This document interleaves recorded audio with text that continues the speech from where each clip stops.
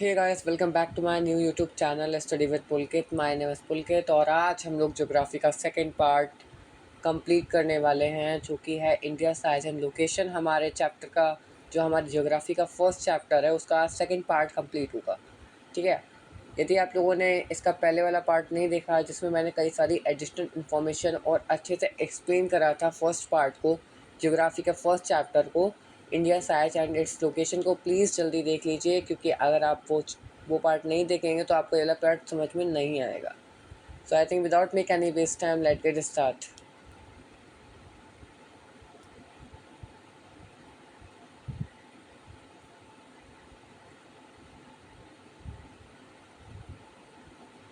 सो guys, हम लोगों ने कल यहाँ तक समझ लिया था, मतलब इस पेज तक नहीं समझा था, लेकिन मैंने आपको कुछ टॉपिक्स क्लियर करवा दिए थे, राइट? तो वो इस पेज पे गिवन भी थे। एक मिनट,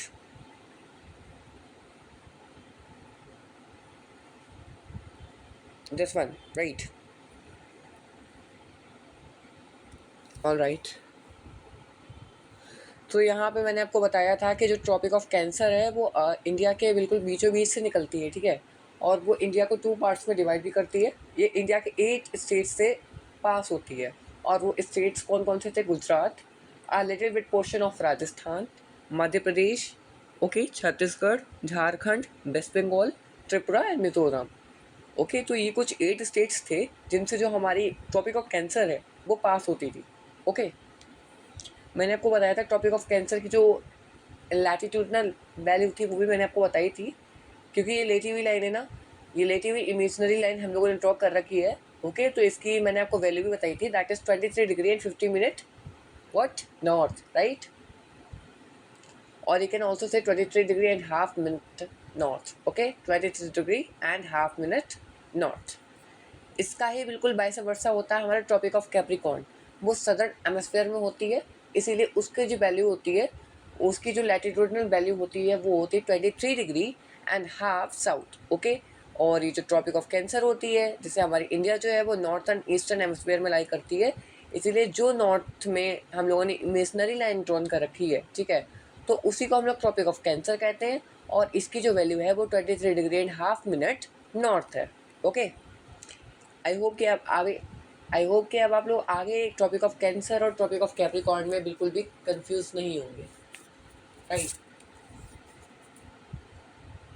सो अब कुछ और मैं आपको एडिशनल इन्फॉर्मेशन देता हूँ उसके बारे में।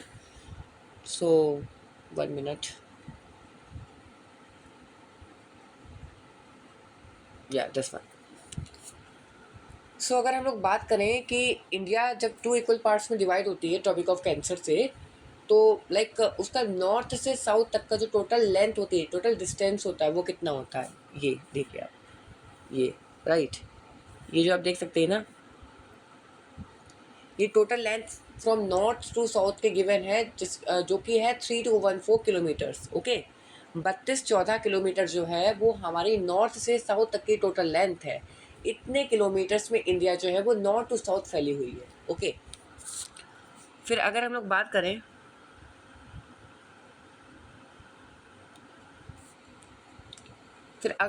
करें कि ईस्ट से वेस्ट या वेस्ट से ईस्ट जो टोटल लेंथ है, राइट, जो वेस्ट से ईस्ट टोटल लेंथ है, दिस वन, ये है 2933 किलोमीटर्स। इससे हमें ये प्रूफ होता है कि नॉर्थ से साउथ तक की जो लेंथ है वो ज़्यादा है as compare to west to east, right? West to east की 2933 किलोमीटर्स है, वेस्ट से ईस्ट तक में जो इंडिया है वो फैला हुआ है 2933 किलोमीटर्स में, राइट? और जो नॉर्थ से साउथ में है इंडिया, वो 3214 किलोमीटर्स में फैला हुआ है। मतलब थोड़ा माइनर सा डिफरेंस है दोनों में, ज़्यादा किलोमीटर्स का डिफरेंस नहीं है, लेकिन फिर भी हम ये कंक्लूड कर सकते हैं दैट कि जो नॉर्थ से साउथ तक का लेंथ है वो ज़्यादा है as compare to east to west. Okay, so मेरे पास एक निमोनिक है to learn the length between the north and the south, ठीक है? नॉर्थ से साउथ तक की जो लेंथ है उसको लर्न करने का मेरे पास एक निमोनिक है जो मैं आपको बताऊंगा। सो as I told you and also written here that from north to south the length given here 3214, right? सो जैसे एक नंबर लाइन होती है, नंबर लाइन के लेफ्ट हैंड साइड 1 2 3 लिखा होता है ना, ऐसे आप यहाँ पर देख सकते हैं। मैं बड़ा कर देता हूँ इसे।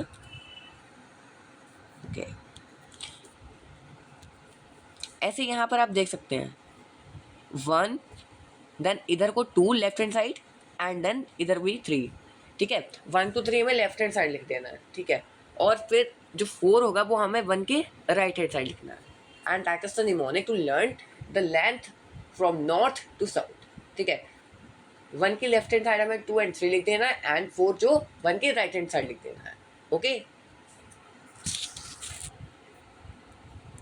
सो इतना आपका कवर हो गया, राइट। फिर एक और बात आती है कि जो इंडिया की जो लैंड बाउंड्रीज होती हैं, ठीक है, इंडिया की जो ये लैंड बाउंड्री है, ये दिस वन। ओके, फिर ये आगे चली जा रही है। ओके, लैंड बाउंड्री का मतलब होता है इंडिया में लैंड के थ्रू, ठीक है, जमीन के थ्रू वहां पर एंटर किया जा सकता है। ठीक है, इंडिया के अंदर या इंडिया के बाहर अगर जाना हो तो with the help of land आप वहां से जा सकते हैं। ठीक है, वहां पर ओशियंस नहीं होते हैं। तो जो टोटल लैंड बाउंड्री है इंडिया की वो है 15 and 200 किलोमीटर्स। ये तो टोटल गिवन है, this one. Okay, 1 minute, this one, right. ये लैंड बाउंड्रीज है इंडिया की। सो ये गिवन कितनी है, ये 15 and 200 किलोमीटर्स हैं। 15 200 किलोमीटर्स। ओके, ये 15,200 किलोमीटर है, मतलब 15,200 किलोमीटर्स जो हैं वो हमारी इंडिया की लैंड बाउंड्रीज हैं। ओके, वहीं पे आप कोस्ट लाइन बाउंड्रीज देख लेते हैं, मतलब इंडिया का ऐसा पार्ट जहाँ से इंडिया के बाहर अगर जाना हो तो कोस्ट लाइन के थ्रू जाते हैं, मतलब ओशन के थ्रू जाते हैं, वाटर बाउंड्रीज के थ्रू जाते हैं, या इंडिया के अंदर आना हो तो वाटर बाउंड्रीज के थ्रू आते हैं। सो जो वाटर बाउंड्रीज हैं गुजरात के नीचे से स्टार्ट हो जाती हैं यहाँ पे, दिस वन, राइट। और फिर ये सब ये यहाँ तक लगभग रहती हैं। ओके, सो लाइक अब हमें श्रीलंका जाना है। ठीक है, श्रीलंका जाने के लिए हमें लैंड के थ्रू नहीं जा सकते हैं ना, लैंड के थ्रू नहीं जा सकते, चारों ओर वाटर होगा। तो टोटल जो वाटर कवरिंग एरिया है इंडिया का, ठीक है, टोटल वाटर कवरिंग एरिया है, टोटल वाटर जो बाउंड्री है, कोस्ट लाइन बाउंड्री है, वाटर बाउंड्री को हम लोग कोस्ट लाइन बाउंड्री भी कहते हैं। तो जो टोटल कोस्ट लाइन बाउंड्रीज है इंडिया की, टोटल लेंथ है कोस्ट लाइन बाउंड्री की वो है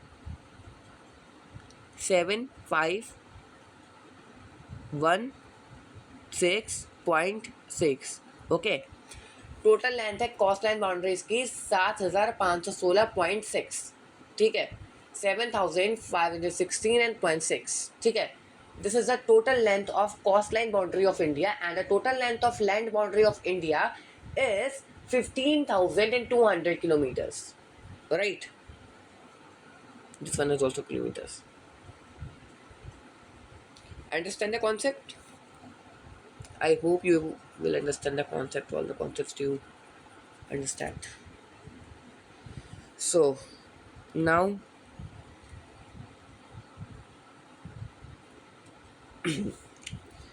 so now the term comes that एक बहुत ही पहले बात चलती थी कि लाइक वेस्ट में जो हमारा वेस्टर्न मोस्ट स्टेट है, जिसको हम लोग गुजरात भी कहते नहीं, मतलब गुजरात है ही वो। ठीक है, यहाँ पे लिख देता हूँ, ये बेसिकली गुजरात है, आप जानते हैं सब लोग। मैं शॉर्ट में लिख देता हूँ क्योंकि इतनी जगह नहीं है यहाँ पे।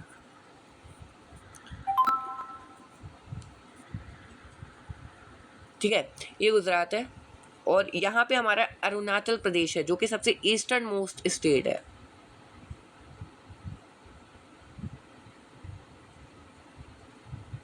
ठीक है, अरुणाचल प्रदेश है, राइट। तो यहाँ पे क्या हुआ करता था कि सबसे वेस्टर्न मोस्ट स्टेट पर और सबसे जो ईस्टर्न मोस्ट स्टेट था, ठीक है, सबसे जो ईस्टर्न मोस्ट स्टेट है, मतलब जो हमारा अरुणाचल प्रदेश है, और वेस्टर्न मोस्ट स्टेट जो है वो हमारा गुजरात है, इनमें टाइम लैग था 2 आवर्स का। ठीक है, 2 घंटे का इनमें टाइम लैग देखा जा रहा था कि अरुणाचल प्रदेश में 2 घंटे आगे टाइम चलता है। फॉर एग्जाम्पल, अगर अभी सुबह के 5 बजे हुए हैं गुजरात में, तो अरुणाचल प्रदेश में कितना टाइम हो रहा होगा, सुबह के 7।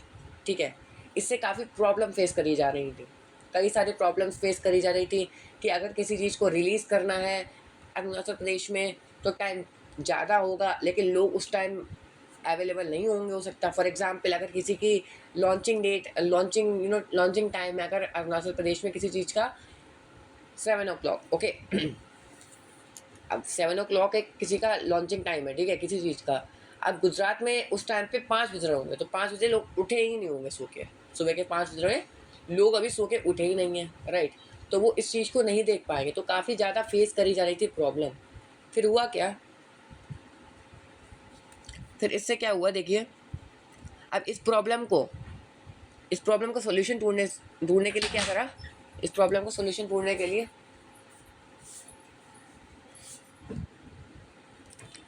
इस प्रॉब्लम का जो सॉल्यूशन था उसको कैसे ढूंढा गया। जो उत्तर प्रदेश है, ठीक है, उत्तर प्रदेश में इलाहाबाद के पास एक मिर्ज़ापुर नाम का स्थान है, ठीक है। मिर्ज़ापुर नाम का एक शहर है, एक प्लेस है, जिसको ढूंढा गया और उसको IST का नाम दिया गया। यहाँ पे लिखा भी है, ठीक है। उसको इंडियन स्टैंडर्ड टाइम कहा गया। ये देखिए, ये लाइन जा रही है। ये उत्तर प्रदेश के इलाहाबाद के पास एक मिर्ज़ापुर नाम का स्थान है, ओके। सो उससे लिया गया कि उसको एक IST दिया गया, इंडियन स्टैंडर्ड टाइम। मतलब मिर्ज़ापुर में जितना टाइम हो रहा होगा उतना ही पूरा हमारा जो कंट्री है इंडिया की, ओके, इंडिया की जो मतलब इंडिया जो कंट्री है उसमें पूरे इंडिया में वही टाइम होगा, ठीक है। फॉर एग्जाम्पल अगर मिर्ज़ापुर में अभी 8 बज रहे हैं, राइट, तो पूरी कंट्री में मिर्ज़ापुर की तरह 8 ही बज रहे होंगे, ओके। तो मिर्ज़ापुर को एज IST लिया गया, इंडियन स्टैंडर्ड टाइम, और अभी भी मिर्ज़ापुर को एज IST ही है, ओके।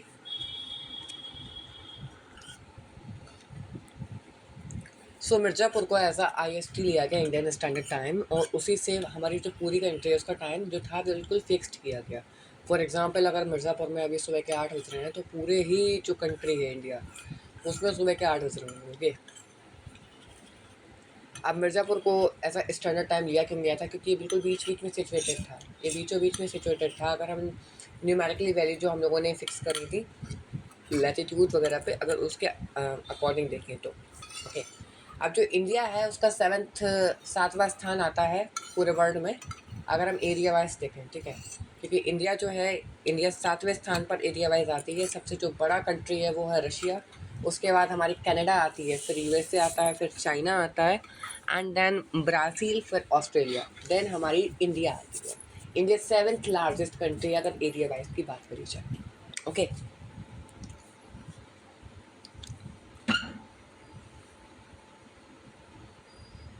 अच्छा, मैं आपको एक बात बताना भूल गया हूँ। तो जी ये जो IST ली गई थी, इंडियन स्टैंडर्ड टाइम, जो कि मिर्ज़ापुर में ली गई थी, ये कौन से लॉन्गिट्यूड में सिचुएटेड थी।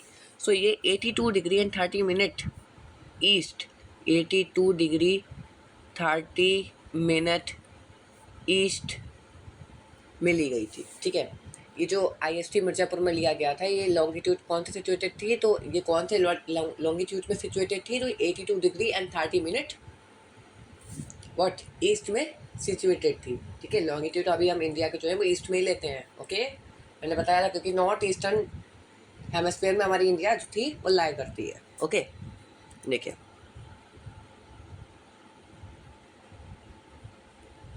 अच्छा, अब एक सोचने की बात है कि आखिर में टाइम लैग जो था वो 2 घंटे का ही क्यों था, ठीक है। गुजरात से और अरुणाचल प्रदेश में 2 घंटे आगे ही क्यों टाइम चलता था। अरुणाचल प्रदेश में 2 घंटे जो टाइम था वो आगे चलता था, ऐसा क्यों था, ज़्यादा घंटे क्यों नहीं चलता था।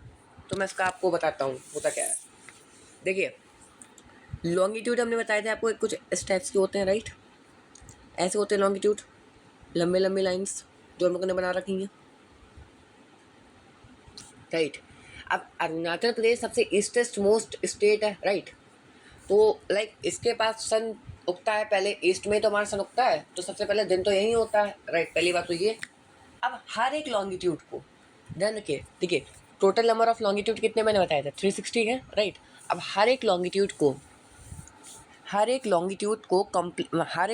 जो भी लॉन्गिट्यूड्स हैं, ठीक है, सन की रेस जो है हर एक लॉन्गिट्यूड से दूसरे लॉन्गिट्यूड में पास करने में 4 मिनट्स लगाती है। एक लॉन्गिट्यूड से दूसरे लॉन्गिट्यूड को पास करने के लिए 4 मिनट का वक्त लगाती है, ठीक है।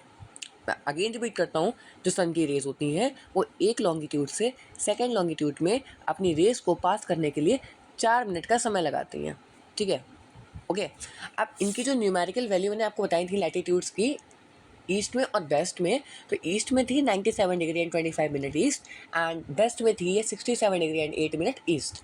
अगर हम इन दोनों का डिफरेंस निकालें, ठीक है, इन दोनों के बीच का डिफरेंस निकालें तो अप्रॉक्स 28 और 29 आएगा। ओके, इसको हम एक्यूरेट में 30 मानेंगे, 30 मानेंगे।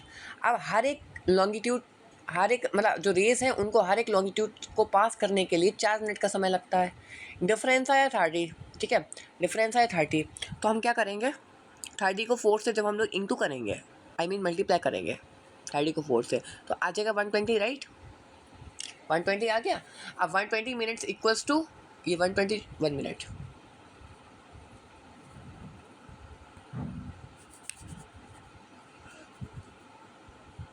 व्हाट हैपन, कुछ इशू हो गया आई थिंक। सो मैंने क्या करा, मैंने 30 इन दोनों का डिफरेंस निकाला था, like 97 degree and 25 minute east का और 68 डिग्री 7 मिनट ईस्ट का डिफरेंस निकला, वो 30 आया। और हर एक लॉन्गिट्यूड को सन की रेस को पास करने के लिए 4 मिनट का समय लगाती हैं। तो 30 इंटू जब मैंने 4 करा था, जो कि आया था 120 मिनट। ओके, अब 120 मिनट किसके इक्वल होता है, 1 hour is equals to 60 minute and 2 hours equals to 120 minute. इसका मतलब हो गया कि 120 मिनट्स हो गए, राइट। तो ऐसे ये प्रूफ हुआ था कि आखिर में 2 घंटे ही क्यों लगाते हैं, लाइक 2 घंटे का ही टाइम लैग क्यों है।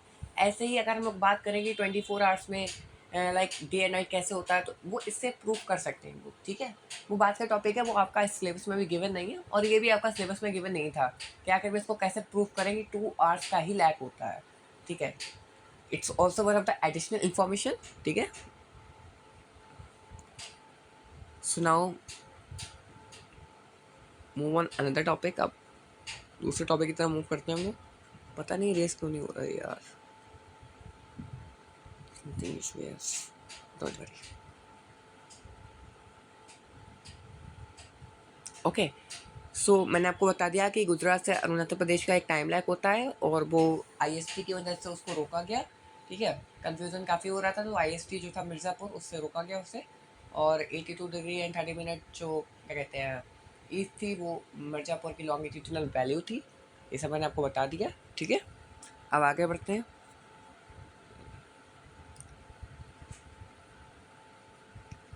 हाँ, एक और इम्पॉर्टेंट टॉपिक आपका आता है, ये 10 वन, ये 10 वन, राइट। ये देखिए यहाँ पे, अरे यार, ये जो लाइन आप देख रहे हैं जिससे श्रीलंका जो है वो इंडिया से कनेक्टेड है, ठीक है। ये लाइन जिससे श्रीलंका इंडिया से कनेक्टेड है, ओके, मतलब इंडिया से श्रीलंका के थ्रू इधर आ सकते हैं और श्रीलंका से इंडिया की तरफ इधर से जा सकते हैं इस लाइन के थ्रू। ये लाइन इसमें हमें दिख रही था, ये एक पाथ है, ठीक है, एक वे है जाने का India to Sri Lanka and Sri Lanka to India. अब इस पाथ को हम लोग कहते हैं पाल्क स्ट्रेट, जो कनेक्टेड है, ठीक है। ये जो इंडिया और श्रीलंका को कनेक्ट कर रही है लाइन, ये वे जो कनेक्ट कर रहा है, इसको कहते हैं पाल्क स्ट्रेट।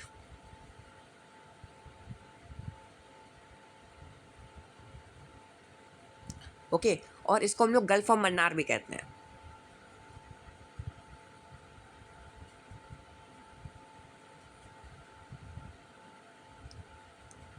मैं ठीक से लिखता हूँ, काफ़ी राइटिंग वैसी आ रही है इस पर। देखिए, इसको पाल्क स्ट्रेट कहते हैं, ठीक है, इस बे को पाल्क स्ट्रेट भी कहते हैं और गल्फ ऑफ मन्नार भी कहते हैं।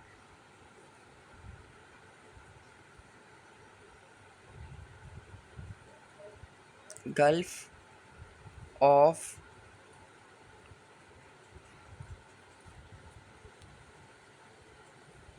मन्नार, ओके, इसको पाल्क स्ट्रेट भी कहते हैं और गल्फ ऑफ मन्नार भी कहते हैं। ये कनेक्ट करती है India to Sri Lanka and Sri Lanka to India, okay. Okay,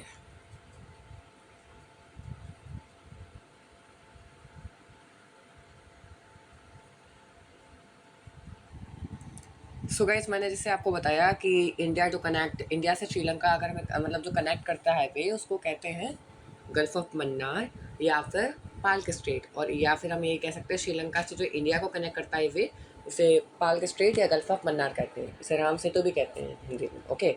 यही एक वे है जिसको राम सेतु कहते हैं, ठीक है। राम जी ने जो वे बनाया था, ठीक है, लंका जाने के लिए, ये वही है। सो अब एक कॉमन सा क्वेश्चन काफ़ी लोगों के दिमाग में आता है कि वे ऑफ बंगाल, ठीक है, बंगाल तो समझ में आता है, लेकिन ये वे क्या है। एक WAY वाला भी वे होता है, मतलब उसका मतलब तो रास्ता होता है ये, लेकिन यहाँ पे BAY वाला वे है, ये देखिए यहाँ पे BAY। तो वे का मतलब क्या होता है? वे का मतलब होता है कि ऐसी ओशियन बाउंड्री, ठीक है, ये ओशियन पार्ट जो कि तीनों तरफ से लैंड से कवर होता है। ये देखिए वे जो है वो इधर से भी लैंड से कवर है, इधर से भी लैंड से कवर है, इधर से भी लैंड से कवर है, ठीक है। तीनों तरफ से एक ओशियनिक पार्ट जो कि लैंड से कवर होता है उसको वे कहते हैं। वे काफ़ी बड़ा होता है, ठीक है। अब वहीं पे एक और वर्ड आता है जिसको कहते हैं गल्फ, ठीक है। गल्फ भी वे ही होता है एक तरीके से। गल्फ का सेम मीनिंग होता है वे, लेकिन गल्फ का डिफरेंस क्या होता है? गल्फ छोटा होता है, गल्फ की जो ब्रेथ होती है वो छोटी होती है। इसका मतलब जो वे होता है वो अगर उसका एरिया वाइज देखें तो वे जो होगा वो ज़्यादा होगा और वहीं पे गल्फ छोटा होगा। यहाँ पे आप देख सकते हैं, जैसे इसको हम लोग गल्फ ऑफ मन्नार भी कहते हैं, मैंने आपको भी बताया था दिस वन, इसको गल्फ ऑफ मन्नार भी कहते हैं ना, शॉर्ट फॉर्म में लिख दिया मैंने। तो आखिर में इसको गल्फ क्यों कहते हैं? ये भी तीनों साइड से लैंड बाउंड्री से कवर है, देखिए यहाँ पे, राइट, ये तीनों साइड से लैंड बाउंड्री से कवर है। देखिए ये भी एक ये लैंड बाउंड्री हो गई, एक ये लैंड बाउंड्री हो गई एंड एक ये लैंड बाउंड्री हो गई और बीच में ये गल्फ है। तो गल्फ आप देख सकते हैं कितना छोटा हमें दिखाई पड़ रहा है। You know why? क्योंकि इसका एरिया काफ़ी कम होता है एज कम्पेयर टू बे। वे और गल्फ बात एक ही है, लेकिन जिसका एरिया कम हो गया, जिसकी ब्रेथ कम हो गई, दैट इज गल्फ, एंड जिसका एरिया ज़्यादा हो गया, दैट इज वे, राइट। इसका भी आपको समझ में आएगा टॉपिक। ये भी आपकी बुक में नहीं गिवन है, लेकिन मैंने